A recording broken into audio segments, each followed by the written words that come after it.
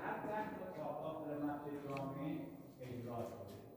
مثلا به این اتاق بالا سرمین اتاق بالا به کنار بگیم اتاق فرمون بگیم به اون اتاق بگیم پنجانه به اون طرف بگیم چهارتر. توجه بکنید تمام دست اتاق داخل این قسمت و جاهایی که استفاده شده و اجرا شده.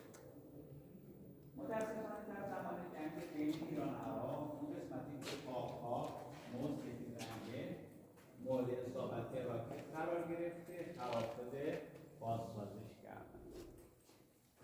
خب این یه توضیح کلی در مورد این قسمت سوالی هست؟ اتاق‌ها متفاوت.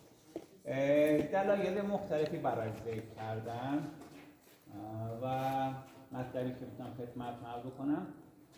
میدونیم اون موقع معمار در یک بستر رشد میکرده که با علوم مختلف آشنایی داشته، هندسه، ریاضی، فیزیک، عرفان، فلسفه. شاید میخواد من و شما را به تفکر بیندازه که یک ساعت تفکر برابر با 70 سال عبادت. نکته‌ای که وجود داره شاید میخواد به من و شما بگه ما توی دنیایی داریم زندگی میکنیم که از یک اثر دوتایی وجود نداره، حتی اثر انگشتم شریک. شما اگر وارد یک جنگل طبیعی بشید درخت‌ها یکسان نیست، متفاوته و به هم ریخته است. و یک جنگلی که به قول معروف دستساز درخت‌ها ردیفیه. شما زمانی که تو اون فضا قرار بگیرید، طبیعی قرار بگیرید، بیشتر احساس آرامش و آسایش می‌کنید تا یک فضایی که نکته بعدی که وجود داره میخواد به من و شما تمرین دیدن بده. بین دیدن و نگاه کردن فرقات. همین باعث میشه که ما مجبور بشیم دونه دونه به ساخت‌ها نگاه کنیم و به جزئیات توجه کنیم. این تنوع باعث میشه که مدت زیادتری داخل فضا بایستیم.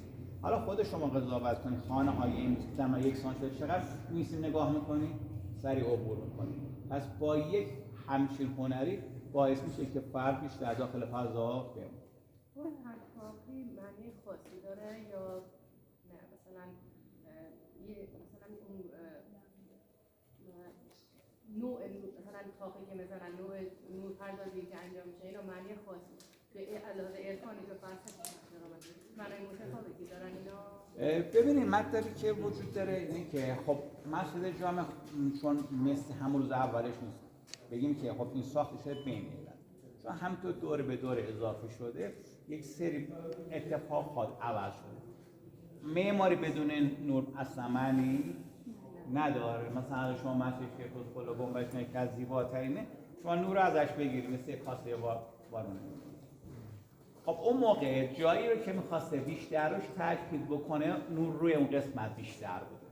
ولی میگم چون الان جا به هم خورده و اون حالت اولیه رو نداره نمیتونیم بیشتر روش صحبت.